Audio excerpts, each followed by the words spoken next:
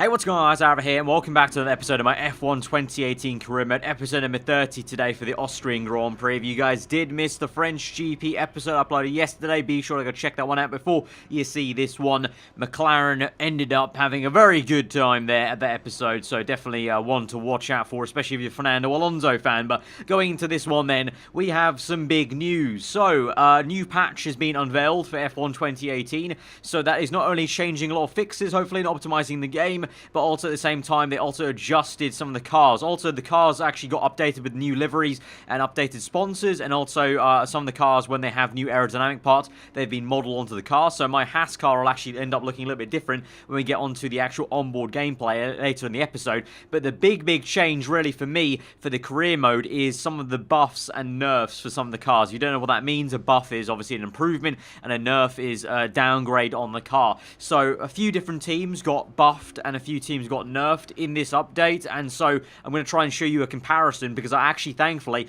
recorded the intro for this episode already before the patch came in, and then the patch downloaded, and then I re-recorded the intro so you can see the difference in the comparison chart. So what you're looking at right now is the current chart pre-patch. So this was straight after the French Grand Prix. This is what it looked like, and you can see now as we slowly transition in, you can see the big differences, the main one being McLaren. You can see how much McLaren got nerfed. If we go through from the top down to the bottom, it looks like Haas, Red Bull, Ferrari have stayed put. The same with Mercedes. McLaren come down. Force India have been given a little bit of a boost. So from going from pretty close to Renault in that chart now, in my career mode, they're now significantly ahead of Renault in that midfield battle. McLaren are now joining that midfield battle. And you can see down below, Sauber have also been given a little bit of a buff. And now they're ahead comfortably of Williams, and Toro Rosso and Williams really stayed put there. But the big one, obviously, for us, for our sake, for the championship fight in this career mode season 2, is McLaren. You know, they were so far ahead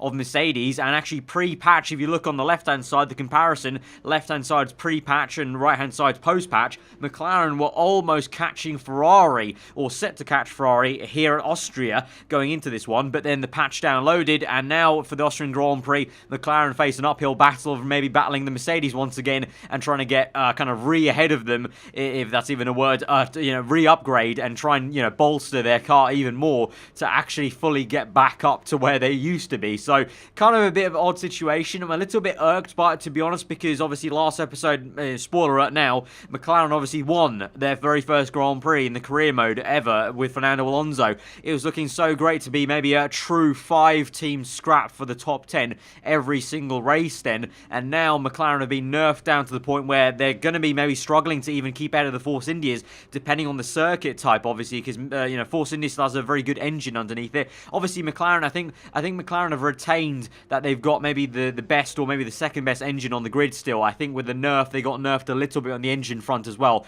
But the main point that they got downgraded was the chassis. They went from, like, I think third or fourth best chassis now in this career mode down to like one of the worst ones on the grid. So they got really you know, obviously like in real life, you know, to kind of mimic the real life. But the thing is, obviously, I don't know about you guys, I was getting invested in McLaren being there in the top, but now that we're going to have to wait maybe till the end of the season to see them back up there in the fight, which is a little bit unfortunate. But obviously for our sake, if we focus on Haas as a team, we haven't been affected too much. Red Bull have gone ahead of us now. We were ahead of them at France, but now into Austria, Red Bull are now back ahead of us going into Austria. Ferrari have stayed put though, so for our sake, I don't think much will change, to be honest, apart from maybe Red Bull will turn up a little bit, but they were already doing that anyway at France. So I think for our sake, nothing's going to change too much. But for the rest of the fights in the grids, you might see Sauber doing a little bit better, and McLaren definitely going to be doing significantly worse than they did last episode. So just wanted to point that out and kind of show you off. You know, it's not very often that you actually get to see the side-by-side comparison of the R&D charts pre and post patch like that. So I thought I want to show you guys that kind of off quite clearly at the beginning of this video. But anyway, let's get into the qualifying then and see how we do in this brand new post-patch era of F1 2018 career mode. Thank you for joining us once again for today's qualifying session. Sit back, relax, and enjoy what we hope will be a fantastic contest for pole position. Many of the drivers have commented on the challenge posed by the high-speed direction changes around this circuit, but you still need to be quick in a straight line. Is that a fair layman's appraisal? It's easy to make your car quick in a straight line, you just take all the downforce off. but when it comes to a track like this, you really need a bit more of a compromise. The main focus here is carrying speed through the fast-flowing corners, but you still don't want to be a sitting duck on the straight. So here we are riding on board in Q1 in our brand new Haas car now post-patch. You can see the clear difference in the aerodynamics on the halo there, going from the little vortex generator shark teeth on the top of the halo. We've now got the 3-wing array, and also we've got the HaasCNC.com kind of website sponsors on the inside of the halo, and then you've got the double Haas logo on the left and the right on either side of that actual pylon there, where the kind of halo meets the top of the chassis. So that's the big difference then for us, but you'll see probably as you maybe go on through the replay cameras, and you know, in future episodes you may be able to see when we go on board with other cars, you'll see the differences. You know, the big ones being you know, teams like McLaren now have the brand new nose that they debuted back at the Spanish Grand Prix. Of course, when the game launches, the game kind of models the cars at Australia, and then eventually they can bring in these patches to keep them up to date, as well as kind of updating sponsors here and there as well. So you might see some other cars having newer sponsors that weren't there before when the game launched. So yeah, so we've got a brand new kind of looking car then, in that kind of sense. I kind of got really used to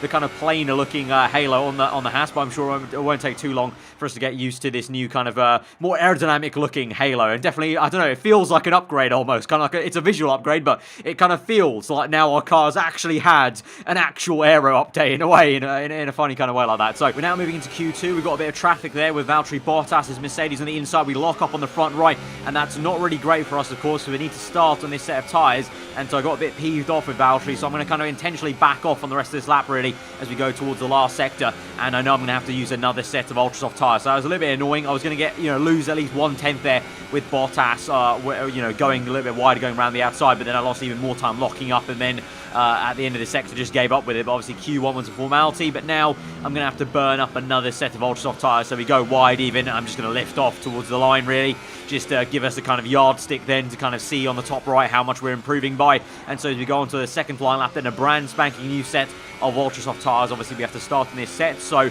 I have burned up 3 sets already because we use ultras to get into Q2 anyway, so that's going to mean I only have 1 run then in Q3 of new ultra soft tyres. Of course I could technically use old ones, but they're not going to exactly have the out and out pace and grip of brand spanking new ones. But you can see the time we've gained there clearly through those just literally 2-3 corners as we went around the outside of Bottas on the previous lap. Then a little bit wide on the exit of the last corner, but across the line, and we do make it into Q3, and we actually go fastest of all ahead of Magnussen. You can see, really good to see 1-2 for Haas right now in Q2, and you can see Valtteri Bottas ended up having a bit of karma because he, you know, bottled my first run, and he actually gets knocked out in Q2. You can see the 2 Force Indias make it into the top 10 shootout, and both Renaults are knocked out there, with Fernando Alonso still able to drag the McLaren into the top 10, but Van Dorn unable to do so. Leclerc, you can see, very far up the order, just behind Bottas on the starting grid. That'll be in P12. So you can see the clear difference and impact of the patch. You know, the 2 Force Indias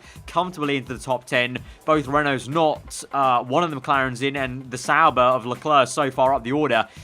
So yeah, in a way, you know, it depends on who you're rooting for. A bit of a shame for the McLaren team and the Renault team like that, and obviously good for Force India to have such a big kind of bump up in the order straight away, you know, from one race to the next, just with a patch there. But obviously it doesn't really bother us because we're fighting Ferrari and Red Bull at the moment, and at the moment it's looking really good because we were 1-2 there in Q2. You can see now we're on our one and only run. You saw I was fast forwarding through the session. I let everyone have one go by themselves, and now we're here at the end of the session. Overcast conditions though, very interesting enough, so I don't know if that's going to affect the track temperatures at all on the track, but at the moment Magnussen is on provisional pole position. So this lap right here, my one and only flyer here in Q3 is trying and top my teammate and try and steal away pole position. He's already had 1 pole on me before this season at the Spanish Grand Prix, so let's see if I can try and steal pole position away from my teammate here in this session. It's all very close there at the top end. I think the Red Bulls and Ferraris are very, very close to one another and not too far off ourselves, but our car definitely is looking very, very strong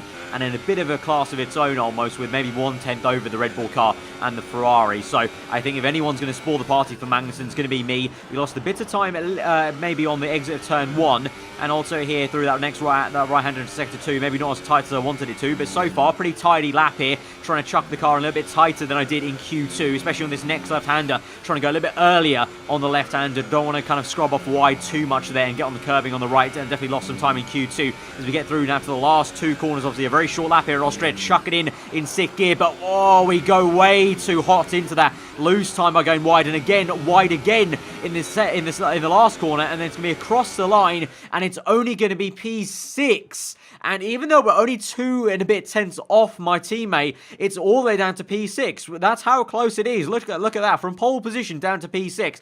That is really, really close. So it's going to be a really fun race maybe. But again, for the second time now this season, my teammate gets pole position and I'm floundering there in P6. I thought, I reckon, I could have got pole there if it wasn't for those 2 mistakes in the last 2 corners. I just, went too hot in the second last corner, got on the curbing a little bit, had to lift off to not go completely off circuit, and then the last corner again a little bit too wide over the curbing, lost some time, and I'm only 2 and a bit tenths off Magnussen's time. I reckon I lost those 2 and a bit tenths off his time in just those last 2 corners, but not all is lost. Obviously, like I said, it's all very close in the top 10, so let's just see what we can do in the race. And for sure my engineer Jeff is thinking about a very aggressive start. He's saying, I know I've told you to be cautious in the turn 1, lap 1 on many occasions before, but let's go for it and be a bit heroic this time round. So I agree with him. Let's try and be a bit aggressive at the start, try and make up the places, and then try and take the fight to my teammate Magnussen, who starts on pole position then for the Austrian Grand Prix. Let's go to the full grids and get going.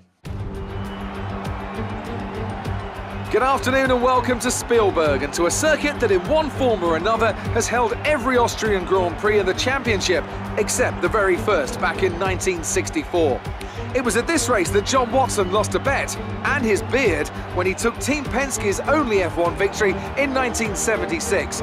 If anything, the stakes are even higher today, with 25 points available for victory and a crucial advantage in the championship fight. It's one of the shortest laps on the calendar today then, with 7 rights and just 3 lefts, making up the 10 corners of this high-speed circuit. Turn 2 is barely a corner at all. They'll be flat out through there, a left-hand kink into the uphill braking zone of Turn 3. Turns 1, 3 and 4 are all potential opportunities to overtake. With me today, of course, is Anthony Davidson. Now, I want to ask you about Pierre Gasly. Looks like they've got a tough race in store today, as grid penalties from changing power unit components has forced them further down the field. But on the bright side, at least those fresh components can help them maintain the power they need to come through the pack. I expect to see them take a more aggressive approach today to make up for the compromised start. We're almost ready to go then, and this is what the starting grid looks like for today's race. Kevin Magnussen lines up on pole position, with Daniel Ricciardo slotting in alongside. Looking down the rest of the grid, we have Vettel, Verstappen, Kimi Raikkonen, the engineer, Perez, Hamilton, Alonso, and Esteban Ocon, Bottas, Hulkenberg, Stoffel Van Dorn, and Sainz, Ericsson, Sirotkin, Lance Stroll, and Charles Leclerc. Gasly, they've taken a grid penalty, and Brendan Hartley rounds off the grid. And with preparations almost complete, let's head down to the track.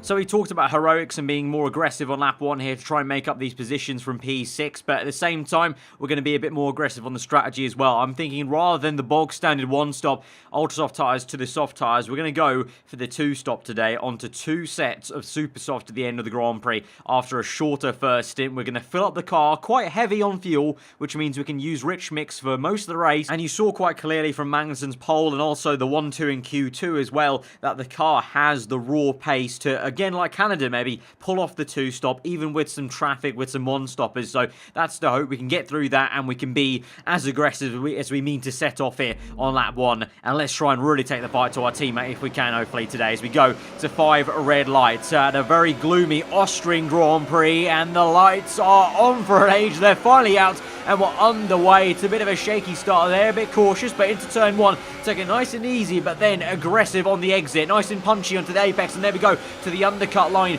of Kimi Raikkonen, and then trying to overtake Verstappen straight away as Ricciardo goes side by side with Sebastian Vettel. Magnussen still P1 and unchallenged at the moment as we go to the end of sector 1, then up the hill into the hairpin round the outside of Verstappen, who might try and challenge us on the exit. Let's see, traction wise, we get up into high on ERS, and we're going to be just ahead of Verstappen. Going to look behind to make sure. And yes, we'll pull along ahead and we'll go defensive to the inside line and try and fend that off as he'll come back around the outside. Meanwhile, Vettel tries the same thing on Ricciardo and again is met with some unsuccessful opportunity there for Vettel. So he's down to P3, Ricciardo P2 at the moment, but we close up a little bit on the next left-hander and now it's just about trying to get the head down and try and chase after and keep up with Vettel as we now move on to the end of lap 2 on towards lap 3. So lap 2 nothing really happened. Lap 3 now hopefully something can happen as Ricciardo goes a little bit defensive there and compromises the racing line, so Vettel might have a good run on the Australian now. Let's try and catch maybe both of them out if we can with DRS of course up this hill now. I think that's something that's been added in the patch. I can't remember, I don't think it was there in season 1, but of course in real life they added that extra DRS zone here around Austria. And so here we go, Vettel round the outside then, but Ricciardo seeming unfazed. He's got DRS back on Vettel and even squeezes us towards the grass as he's kind of unaware of where we are. He's going to go to the left, we're going to go to the right to make it 3 wide maybe momentarily into that corner as we're down the inside of the German and Ricciardo squeezed out and Vettel remains actually up there in P2 then. So Vettel with a really good piece of defensive driving there in the middle of both us cars, of myself and Ricciardo. We're now trying to jostle for position round the outside there and try and find the grip if we can. We're going to be a little bit wide and scrub wide due to Vettel on the inside there, so a little bit off circuit momentarily, but Vettel's going to get the swing back line and he's got the much better exit, so we're going to brake early. He's going to go on the inside, that's fine. He goes wide like we did on our Q3 lap. We send it down the inside for a great switchback move on the racing line, and there we have it. We're up into P2 and now we're going to try and bolt away and try and catch Kevin Magnussen. We move all the way now to lap number 9, so a fair few laps then of just getting our head down, trying to close this gap. You can see we are closing that gap, but at the same time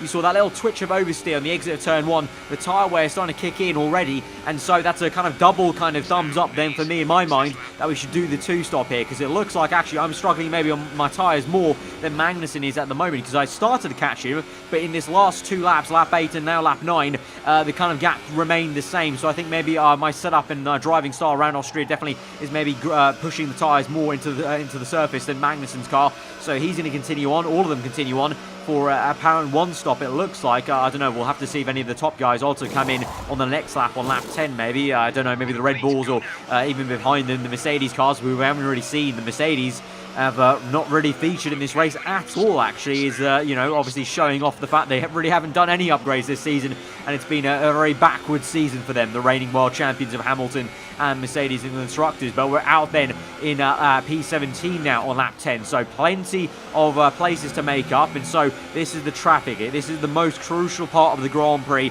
and the strategy for us. We need to get through these cars as quickly as possible and not dawdle with these moves here. You can see very aggressively to the inside apex of turn 1 after we overtook Sorokin, you know, making sure I'm not giving him an inch of, you know, space to maybe dive down the inside to turn 1. We catch up to Leclerc then behind the other Williams car. Lance Stroll around the outside will pounce on Leclerc. Soft tyre v super soft, and obviously our super soft's not worn too much. His soft's going off a little bit. Obviously he's trying the contra strategy of going soft then to probably super soft tyres later into this Grand Prix, I imagine, in the Sauber. But there we go, down the inside of this second Williams then, and we're up into P13. Next up, Marcus Ericsson, but at the moment now we've got a bit of clean air to Ericsson, so let's get the power down on towards lap 12 and try and really catch him quite rapidly, and also try and set a decent lap time here as we do it, as we now catch up to the Swede. We've got a whole gaggle of cars ahead of us on the minimap there. I'm hoping, to be honest, they come in before we catch them, otherwise we might have a bit of an issue. Let's see where Magnussen filters out though, because I think that's him in the pit lane then. K-Mag as we cross the line for a purple lap time on the left hand side, around the outside then of Marcus Ericsson in the Sauber into turn 1. There is Magnussen, and he comes out side by side with us. We're just going to be ahead of him, and so we've jumped Magnussen in the pit stops there. So without the strategy already playing in, undercuts worked on Magnussen, but Magnussen comes back at us on the left hand side. He's on soft tyres, remember. He's going to the end of the Grand Prix for sure then on those soft tyres, and I've tried to squeeze him out, but he's kept his nose in, and he's actually got a better exit than me. Even with high ERS mode there, he's going to come back and give us a real good fight on the left hand side there. So this is two teammates toe to toe, wheel to wheel for the potential race leader. Remember, because the better Magnussen can hold me up, the better for him, because I've got to try and make another pit stop and catch him back up. So if he can try and do a good job of holding me up, that'll be him settled for the race win. But at the moment we are ahead, and we're now catching up to further cars. Carlos Sainz then into turn 1, hold us up an absolute treat there. Really had to lift off and make sure we didn't slam to the back of his gearbox there. We'll have to try and overtake him, but Magnussen, I fear, is going to follow us through as well with DRS up this hill. And so at the moment, Magnussen doing all he can to try and interrupt my kind of phase of this Grand Prix of trying to get away from him and try and actually use the fresher tyres I have against him to pull away, because I need to try and get some sort of gap before I make my second pit stop, because the bigger gap I can get to Magnussen right now in this race, the better for me after I have to obviously, lose some time with the pit stop. I'm not too sure how much time you lose exactly in the pit stop, but, if I can gain a couple of seconds on Magnussen on track, that'll be ideal before that stop. But we're going to close up now to some more cars. Then we've got, Van Dorn up ahead of Hulkenberg, it looks like, here in the other Renault, and Magnussen is still right there in Sector 2 with us. So let's try and see if we can maybe get Hulkenberg down the inside, maybe, of the last corner. I can't quite do it in this second last corner, but into the last, can we try and get him in between myself and Magnussen? There we go, over the curbing, and we are up into what will be P3 now, catching up to Van Dorn. But behind us, I think Magnussen straight on the back of Hulkenberg, actually, and going down the inside. Yep, there he is, down the inside of Hulkenberg into turn 1. So K-Mag has also got the throttle to the foot to the floor to try and keep up with me here. And so now we'll try and overtake Van Dorn, and yet again, I think Magnussen will copy us and try and use this to his advantage as well. We go down the inside, push Van Dorn wide, obviously, as we make the overtake and go purple in the first sector, at least. That's good. Up into P2, the only car left is Bottas, but obviously he was knocked out in Q2, so he's doing an alternative strategy on the super soft tyres. But for now, Van Dorn does stay ahead of Magnussen for a bit there. So ironically, the McLaren with a nerf to this race after the patch is actually staying ahead of Magnussen for now. So we're going to get the head down then eventually, set the purple lap time there, and use these tyres to good effect as Bottas now comes in. We're up into P1, Magnussen P2. It's a 1-2 for Haas. Obviously, I'm happy about that, but I want to try and see if we can really take the fight here, because I still do feel like I missed out on that pole position. Those 2 mistakes. This entire race is trying to make up for those 2 mistakes in Q3. And so by the time we get to lap 22 then, it's time for our second and last pit stop of the Grand Prix. You can see I'm trying to catch up to Gasly here. I locked up into that hairpin, and so I'm starting to feel the sense of tyre wear. But we pulled about 5 seconds on Magnussen then by the time we get to lap 22. So 5 seconds is going to be good, because obviously any time we lose here is going to be minus 5 seconds then for when we come out behind our teammate then. So we've done some great work in the first stint, and now it's time to come in. We've got maybe just about a little over 1 lap of fuel left. I think like 1.12 laps of fuel, so that'll give us a good like 3-4 laps of rich mix. Or if we try and spread it out a little bit in only sectors 1 and 2, maybe gives us about maybe 7 laps of rich mix in sector 1 and 2. And obviously we've got the battery store to kind of take care of. And so as we come out on lap 23 with 13 laps to go, it's time to firstly overtake Sebastian Vettel then, as he comes out right ahead of us, quite close to us. And then after that, it's time to just get the blinkers on and just keep on going and keep on pounding round to try and catch Magnussen. But first of all, we do have to dispatch a Vettel, and hopefully he doesn't hold us up too much. He is on the one-stop strategy here on soft tyres then, and it is going to be a pretty easy affair, to be fair, around the outside. You can see that is the tyre wear kicking in for Vettel, going long, and that is what I'm hoping Magnussen has. If Magnussen is struggling that much as Vettel is in the works Ferrari car, then we are looking in a very good position, because we've got no more traffic to deal with. It's just me and then Magnussen's next car up the road. You can see the big difference there between where Magnussen is on track right now and where Vettel was. So actually, it is down to me to stop this race being a boring, dominating one for Magnussen. I'm the only one who can upset Magnussen's domination in this race at the moment. So for the sake of the fans, let's try and do it. But actually, look at that, some drama here at Austria straight away. So literally half a lap after overtaking him, Vettel's engine suffers a blowout there. It's almost like his engine was like, give up, mate. You've been overtaken by a Haas Ferrari car. I can't take it, mate. I'm going to fail on you, Vettel. So Vettel's out the Grand Prix. Some more bad luck there for another top team. And so it really is just me and Magnussen up front then, because the gap is even bigger to Raikkonen than behind us. And so as we go on through the Grand Prix, set a purple lap time using that, the fresh tyres to good use, alter the rich mix, alter the ERS battery, and so we're just going to plough on, and we move on 5 laps later on lap 29 on to lap 30, 6 laps to go, and Magnussen is in our sights. Only a couple, like just over 1 second then ahead of us. Soon enough, he will be within our DRS range, and soon enough, we can actually attack him for the race win. So this 2-stop is actually looking like it's going to be a really good way to go about this entire Grand Prix. As we move on now to the last 5 laps of the Grand Prix, can we do this? Can we overtake our teammate fair and square on track with a more aggressive strategy and make up for the blunder we had in qualifying? We're going to have DRS up the hill then to the hairpin, the end of Sector 1, but then there's another DRS zone on that back straight then as we go into the heart of Sector 2, so we need to maybe play this a little bit tactically and maybe not try and actually overtake him here, but but try and get alongside him here like this on the left-hand side. Cutting a little bit tighter on the apex, try and straight up the car a lot faster, get the power down a little bit earlier than Magnussen,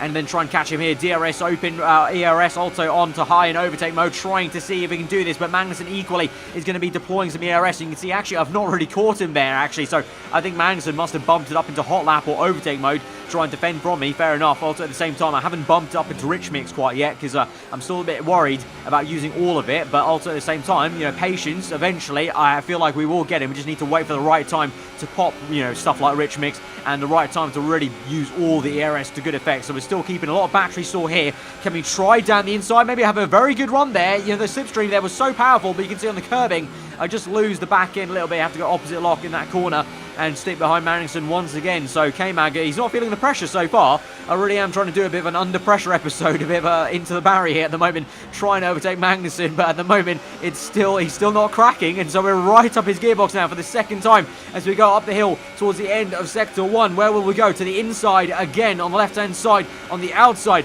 of the hairpin. Then he's going to brake a little bit later than us, and we're going to try and go the long way round this time round. Magnussen squeezed us a little bit. I think a bit sidewall the tyre, definitely robbed there on the right front tyre to his left rear, and once again it does rob a little bit into the next brake zone on the right hand turn. Magnussen with a big lock up on the left front, and he almost completely steers us straight on into the gravel trap there. Magnussen now starting to feel the pressure maybe at the moment on lap 32, 4 laps to go, and we're still literally, you could throw a blanket over us pretty much through most of these corners here.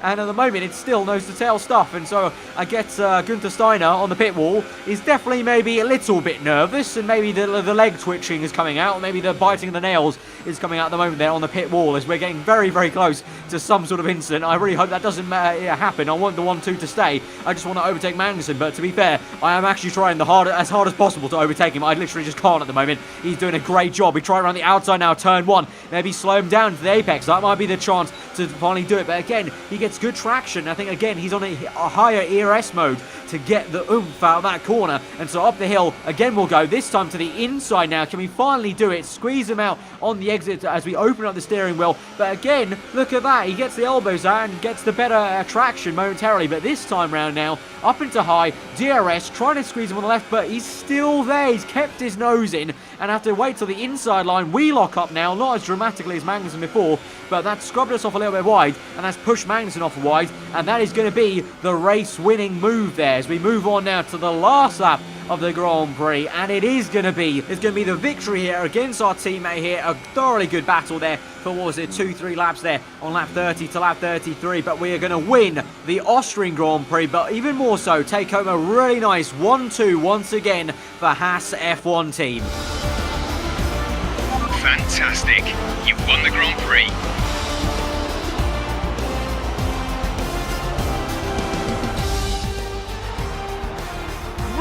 Great work from the Haas team. They take a famous win here today. Tell me, Hans, what was the key to this success? I think a large part of the result comes down to temperament.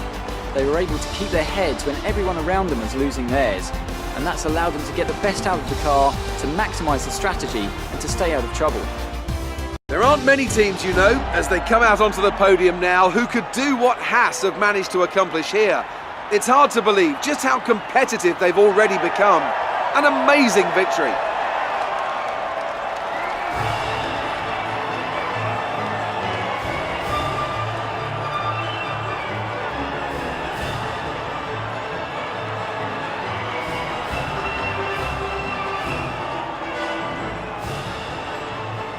A really satisfying win here at the Austrian Grand Prix, to see the two-stop really work out as I wanted it to, and seeing, if we committed to the aggression from lap 1 and it's actually worked out. And that entire race, the Haas car as on its own with Magnussen as well was in a world of its own. I mean, Magnussen in second place finished 20 seconds ahead of Raikkonen third on the road. So this car was literally on rails in that Grand Prix, and no one could touch either me or Magnussen. Like I said earlier in the Grand Prix, if it hadn't been for me attacking Magnussen for first place, that would have been a very dull, dominant Grand Prix win for Magnussen. If I was on the one stop, I just dread to think how dull that race would have actually been for us. So really happy I did the 2-stop there to actually catch him like that in emphatic fashion. Obviously, Vettel retirement also means we get even more ground in the championship, and Magnussen as well gets ground on Vettel. In constructors, we look even more comfortable with Haas there. It has been such a consistent first half of this season, and now with 2 1-2s in the season,